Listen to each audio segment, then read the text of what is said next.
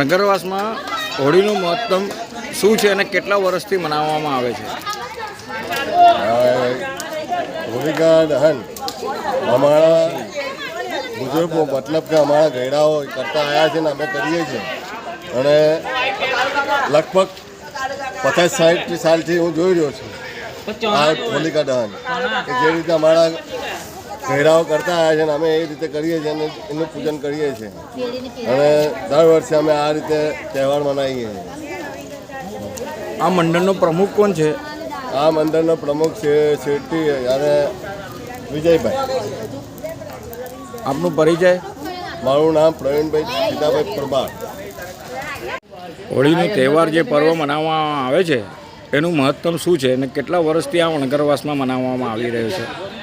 આ ઘણા વર્ષોથી, ઘણા સમયથી, ઘણા પ્રાચીન કાળથી આ હોળીનો તહેવાર મનાવવામાં આવી રહ્યો છે અને એનું મહત્ત્વ એ છે કે આ હોળીની આગમાં તમારા દરેક કષ્ટ, તમારા દરેક પાપ, દરેક તમારા શરીરના રોગો આમાં બળીને ભસ્મ થઈ જાય છે અને તમારા શરીરને એક નવી ઉર્જા મળે છે।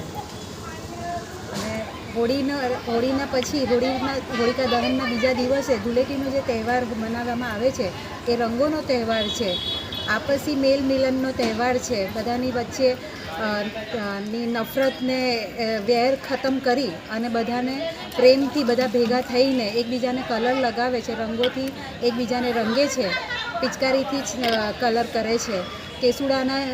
કેસુડાની આ સિઝન કહેવાય છે। કેસુડાના ફૂલથી લોકો એકબીજાને પાણી છાંટીને કેસુડાનો પણ જે શરીરને ની ગરમી ખતમ કરે છે કેસુડા, એનાથી કેસુડાથી પણ લોકો નહાય છે આ વખતે।